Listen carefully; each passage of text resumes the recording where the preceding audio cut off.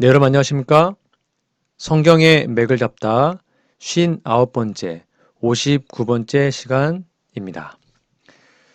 오늘은 다 이루었다 1이란 제목으로 함께 말씀 연구하도록 하겠습니다.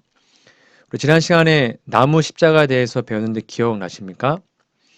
십자가를 정확하게 이해하려면 신명기 21장 22절, 23절을 꼭 기억하라 그랬죠? 사람이 만일 죽을 죄를 범함으로 내가 그를 죽여 나무 위에 달거든 그 시체를 나무 위에 밤새도록 두지 말고 그날에 장사하여 내 하나님 여호와께서 내게 기업으로 주시는 땅을 더럽히지 말라. 나무 위에 달린 자는 하나님께 저주를 받았음이니라. 그래서 일반적인 죽음이 아니라 메시아는 반드시 나무 위에서 죽어야만 했습니다. 그것이 십자가를 말하는 것이고 그렇게 하나님으로부터 완전한 저주, 둘째 사망을 받았기 때문에 그의 죽으심으로 우리가 다시 한번 살 수 있게 된 것이죠. 이 나무 위에 달린 자는 하나님께 저주를 받았다. 이 사실을 여러분 꼭 기억해 주시면 감사하겠습니다. 예수님께서 십자가 위에서 남기신 말들을 십자가상, 가상, 칠언이라고 합니다.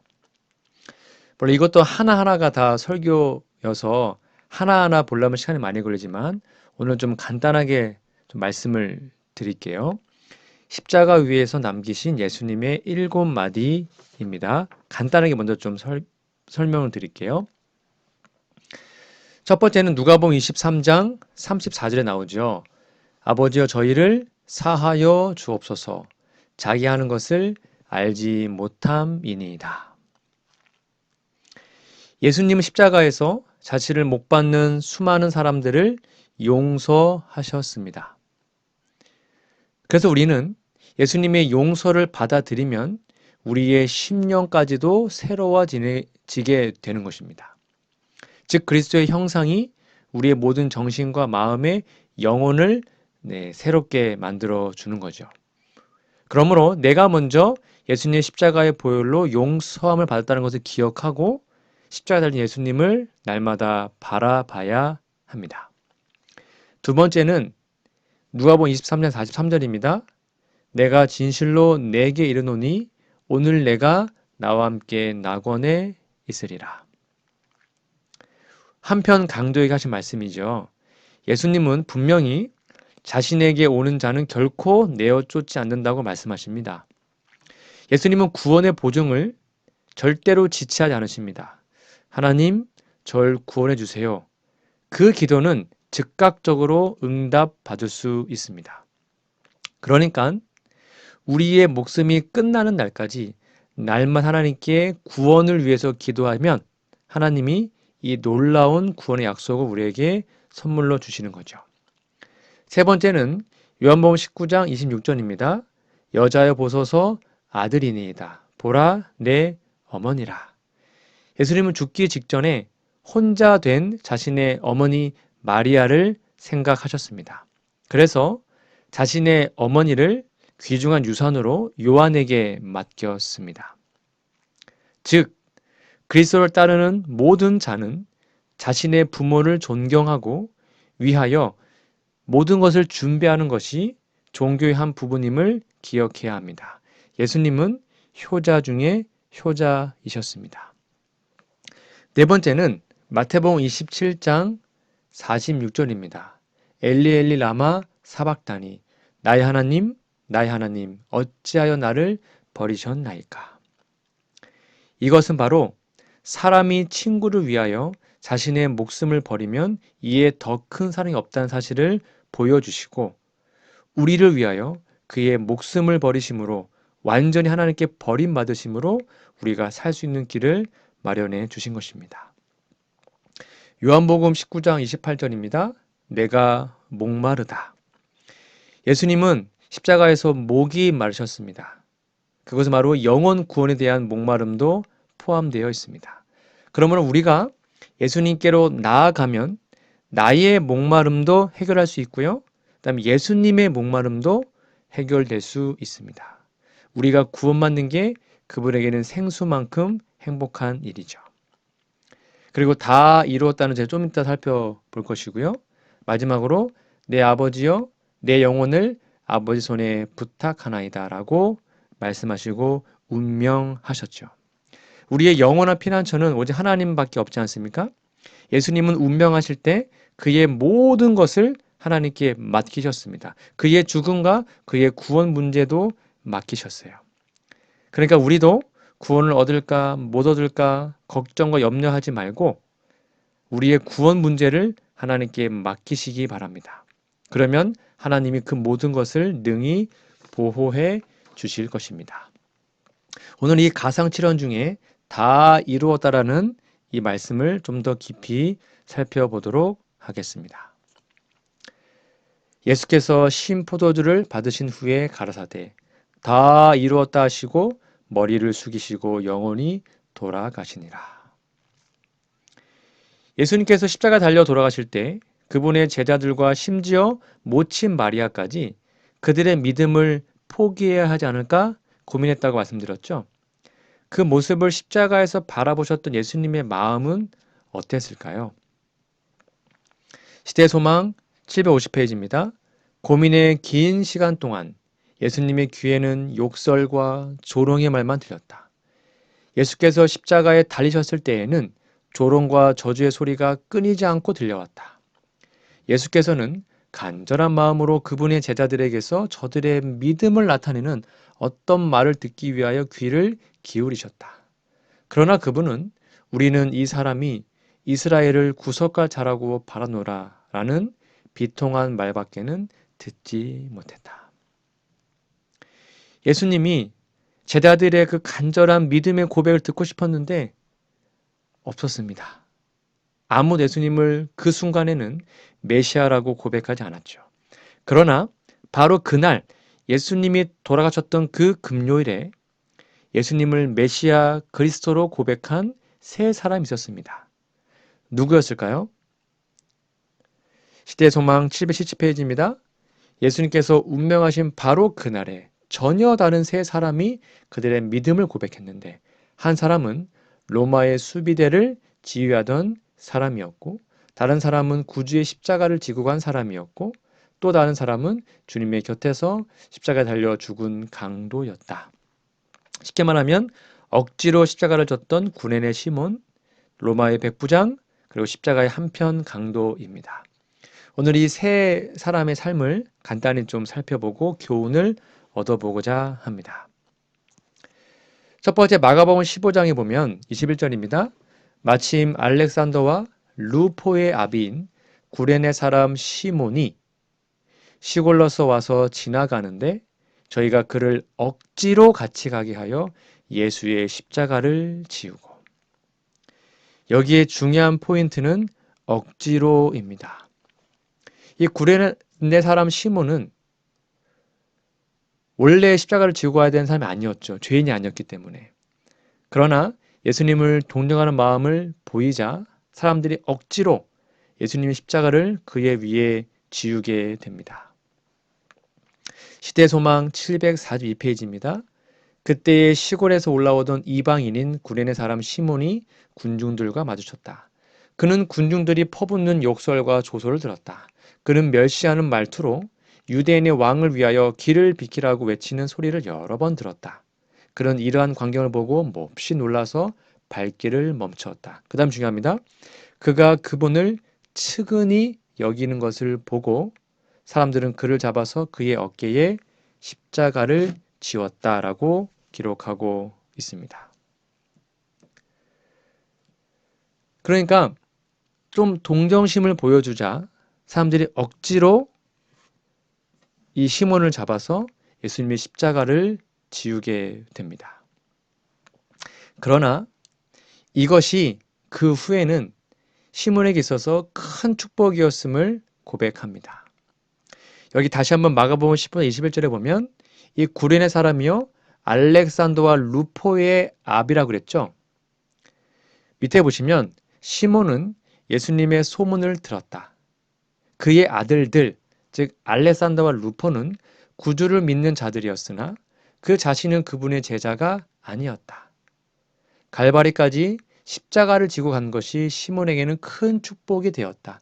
비록 그 십자가가 억지로 진 십자가였지만 큰 축복이었다는 겁니다. 그는 그때 이후로 그 같은 섭리를 항상 감사히 여겼다. 그것은 그로 하여금 자진해서, 처음에는 억지로였지만 그 후에는 자진해서, 자원해서 그리스도의 십자가를 지게 하였고 항상 즐거움으로 그 십자가 아래 서게 하였다라고 기록합니다. 여러분, 때로 우리가 억지로 뭔가를 해야 될 때가 있습니다. 억지로 어떠한 부서를 맡을 수도 있고요.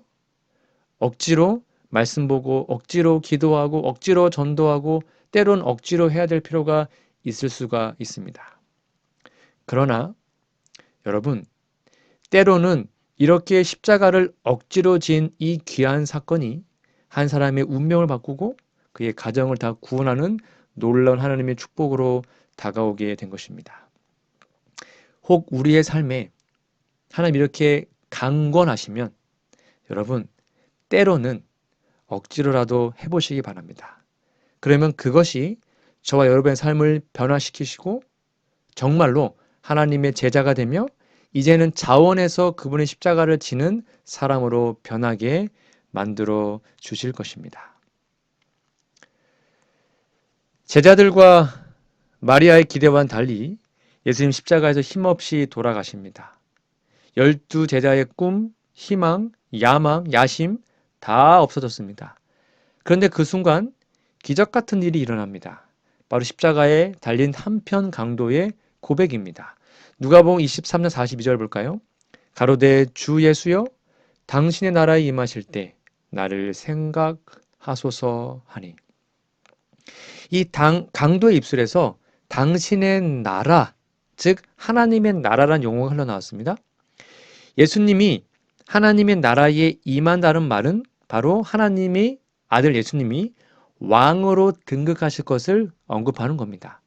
즉 이 강도는 예수님께서 하나님 나라의 왕으로 임재하실 것, 즉 임하실 것을 믿었습니다.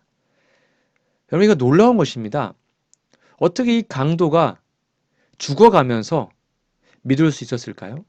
왜 강도를 믿었는데 제사장들과 관원들과 제자들은 그 십자가를 통하여 예수님을 믿지 않았을까요? 시대 소망이 이렇게 나와 있습니다. 그는 전에 예수님을 보았고 그분의 말씀을 들었다. 이 강도가 예수님 전혀 몰랐던 게 아니었네요. 그 전에는 예수님을 받고 말씀을 들었대요.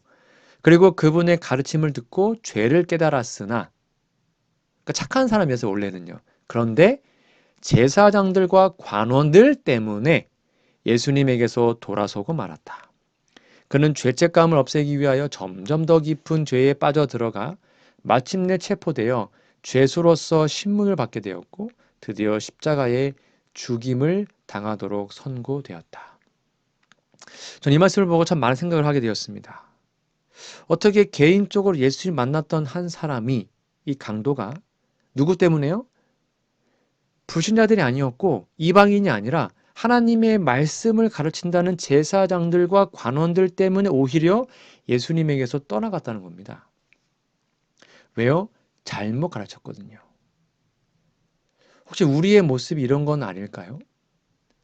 누군가가 우리들 때문에 예수님에게서 돌아서고 만다면 이것만큼 불행하고 슬픈 일이 없지 않겠습니까? 그런데 감사하게도 하나님의 성령은 이 강도를 끝까지 포기하지 않으셨습니다. 시대소망 750페이지입니다. 그는 예수께서 어떻게 병자를 고치셨고 또 어떻게 죄를 용서하셨는지에 대해서 들었던 것들을 모두 마음속에 회상해 보았다. 여러분, 기억해야 됩니다. 우리의 과거의 하나님의 섭리를 끊임없이 기억해야 되거든요. 그런 예수님을 믿고 따라온 사람들이 울면서 하는 말을 들었대요. 다른 사람의 말을 들은 것입니다. 그는 구주의 머리 위에 있는 명패, 뭡니까? 그리스도, 나사렛 예수, 유대인의 왕. 그 명패를 읽어봤다는 겁니다. 핵인들 중에 어떤 이들은 슬퍼하며 떨리는 입술로 읽고 다른 이들은 농담과 조롱으로 그 말을 읽고 되풀이하는 소리를 들었대요. 근데 놀랍게도요. 그것이 성령께서 그의 마음을 비추셔서 회상하고 말을 들어보고 읽어본 차츰차츰 확신의 골에 연결되었습니다. 상처를 입으시고 조롱을 당하시고 십자가에 달리신 그 예수님에게서 그는 세상 죄를 지고 가는 하나님의 어린 양을 발견합니다. 성령의 감화로. 그래서 희망 없이 죽어가던 그 영혼이 죽어가시는 구주께 자신을 맡길 때 그의 목소리에는 고민과 희망이 뒤섞이게 되었다. 유대인의 지도자들이 예수님을 부인했습니다. 제자들까지도 예수님의 신성을 의심했지만 영혼의 벼랑 끝에 그 불쌍한 강도는 예수님을 주님이라고 불렀습니다. 예수님을 진심으로 믿고 고백합니다. 예수님, 저를 구원해 주세요.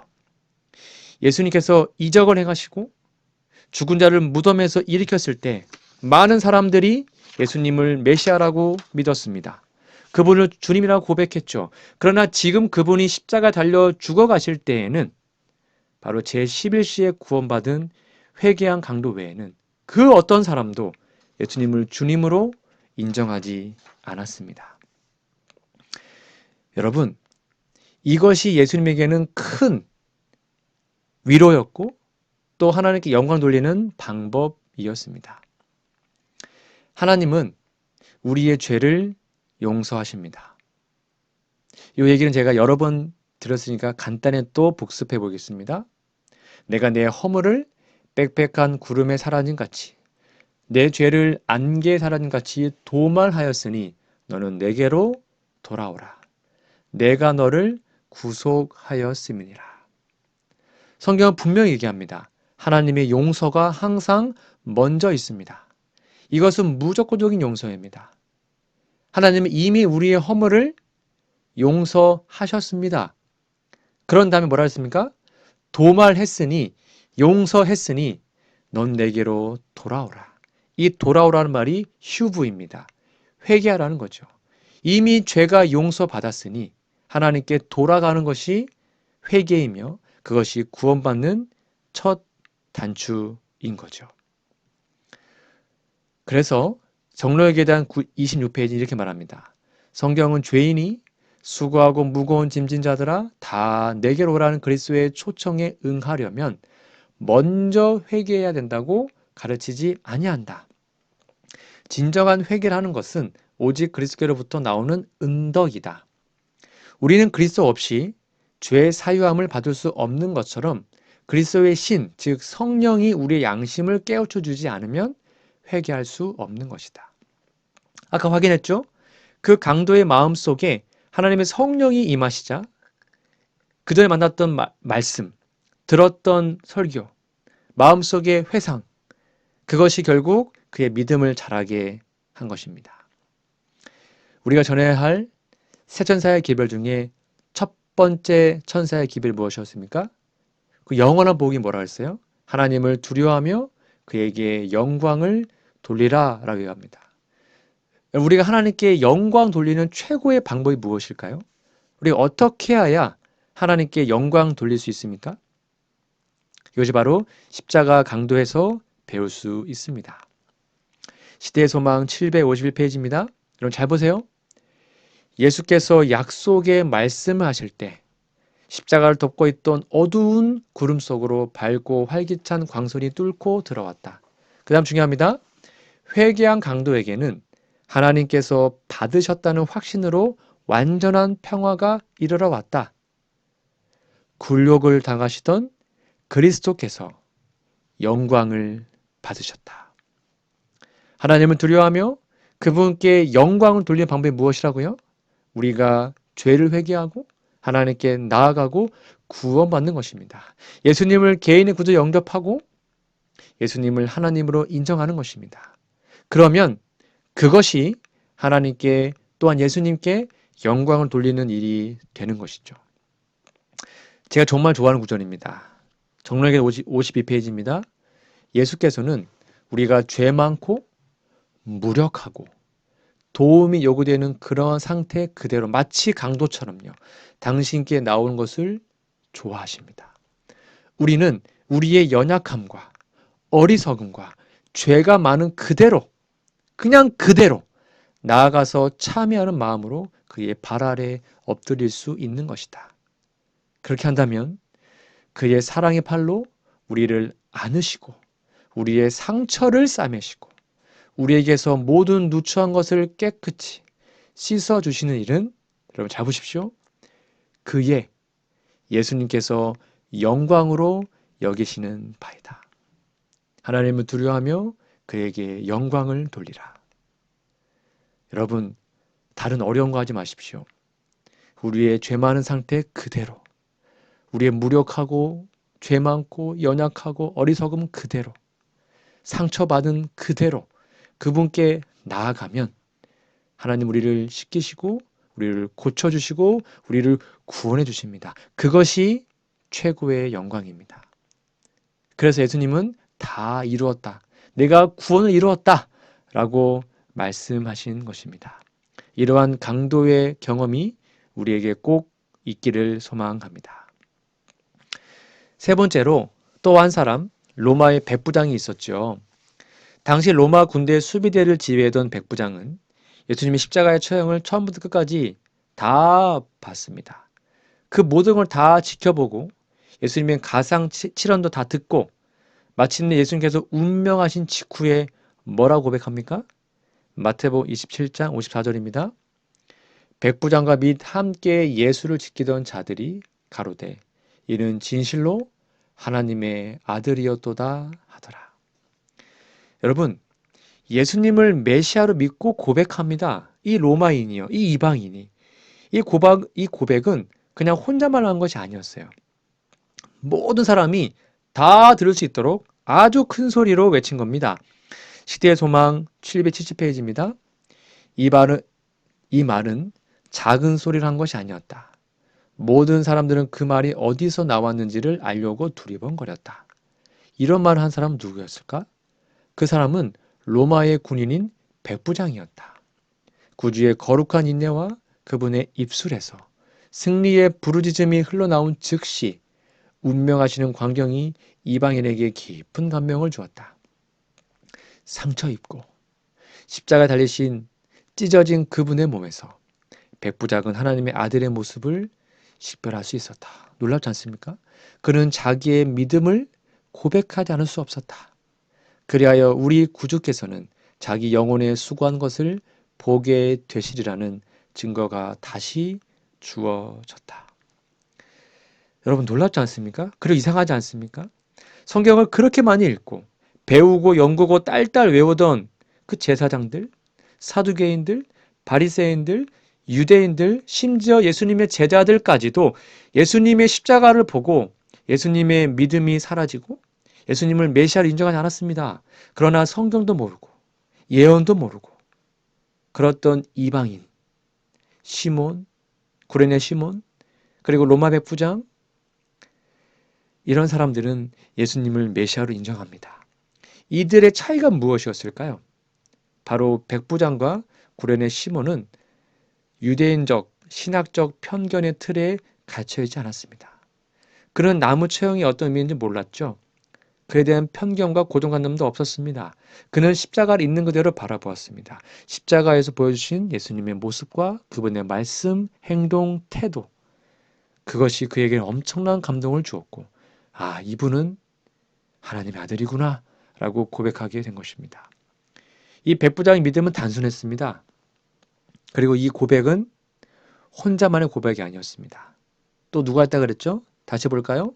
54절 백부장과 및 함께 예수를 지키던 자들이 이는 하나님의 아들이었다라고 고백하게 됩니다. 우리가 성경을 볼 때도 마찬가지입니다. 우리는 편견과 고정관념을 가지고 성경을 볼 때가 많아요. 그래서 성경이 원래 말하는 바가 어떤 의미인지 상관없이 자신의 지식이나 경험을 가지고 자신의 잣대로 성경을 해석하고 적용할 때가 많습니다. 여러분 성경은 다시 한번 강조합니다.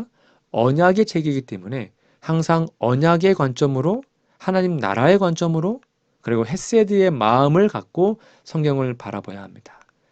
그러면 우리도 백부장과 같은 이러한 믿음의 고백을 우리의 입술에서 할 수 있게 될 것입니다. 여러분, 오늘은 제가 다 이루었다는 제목으로 세 명의 영혼의 삶을 살펴보았습니다. 첫 번째, 구레네 시몬, 교훈이 무엇이었습니까? 억지로입니다. 억지로라도 예수님 십자가를 지고 좁은 길로 가시기 바랍니다. 그것이 하나님이 우리를 구원하시는 방법이 될 수도 있습니다. 두 번째, 한편 강도였습니다. 그 죽음의 직전에 다 포기했고, 다른 강도는 예수님을 욕하고 저주했지만 이 한편 강도는 자신의 성령께서, 예수님의 성령께서 자신의 마음을 움직일 때 그것을 거절하지 않고 예수님을 받아들이고 예수님께 고백합니다. 예수님, 저를 구원해 주세요. 그 고백이 그를 구원하게 됩니다. 여러분, 어떠한 순간에도 예수님께 자신의 구원을 맡기는 우리 모두가 되기를 소망합니다. 그리고 세 번째, 로마 백부장입니다. 이방인이었습니다. 그러나 자신의 편견 상관없이 예수님 십자가를 바라보고 예수님을 고백하게 됩니다. 그래서 이 사람 또한 구원을 얻게 된 것이죠. 아무쪼록 예수님은 십자가에서 우리의 구원의 모든 문제를 다 이루셨습니다. 그러니 구레네 시몬처럼 한편 강도처럼 로마 백부장처럼 십자가를 바라보고 예수님께 구원을 요청하고, 그래서 단 한 명도 나고자 없이 모두 다 구원받기를 간절히 바라며 오늘 말씀을 마치도록 하겠습니다. 감사합니다.